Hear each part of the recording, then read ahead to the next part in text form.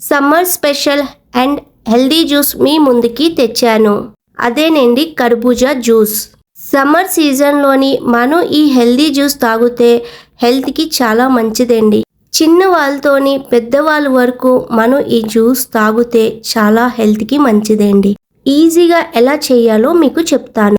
Hi everyone.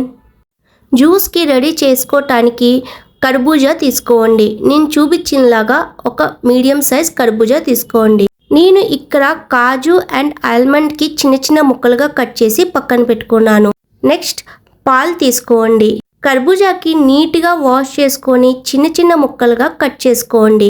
చూడండి నేను చూపించినలాగా cut చేసుకోండి. నెక్స్ట్ మిక్సీ జార్ తీసుకొని ఈ చిన్న చిన్న ముక్కల్ని మొత్తం మిక్సీ జార్లోని వేసుకోండి. నెక్స్ట్ మిల్క్ వేసుకోండి. వేడి చేసుకొని చల్లారబెట్టుకొని అప్పుడు మిల్క్ వేసుకోండి. నెక్స్ట్ వాటర్ వేసుకోండి.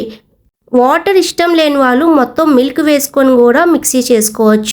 మెత్తగా మిక్సీ చేసుకోండి. చూడండి ఎలా రెడీ అయిపోయింది మన ముందు. నెక్స్ట్ ఈ జ్యూస్కి మొత్తం మనం ఫిల్టర్ చేసుకోవాలి. చూడండి నేను చూపించినలాగా మొత్తం ఫిల్టర్ చేసుకోండి. చాలా ఈజీ వేలోని మీకు చూపిస్తున్నాను. ఎలా చేసుకుంటే చాలా జ్యూసీగా చాలా బాగుంటుందండి. సమ్మర్ సీజన్ వస్తేనే బాడీ చిన్నవాళ్ళ నుంచి పెద్దవాళ్ళకి అందరికీ హీట్ అయిపోతుంది. ఇలా మనం చేసుకొని తాగితే చాలా మంచిదండి. నెక్స్ట్ జ్యూస్ మొత్తం ఫిల్టర్ చేసుకొని 2 గ్లాసెస్లో తీసుకున్నాను.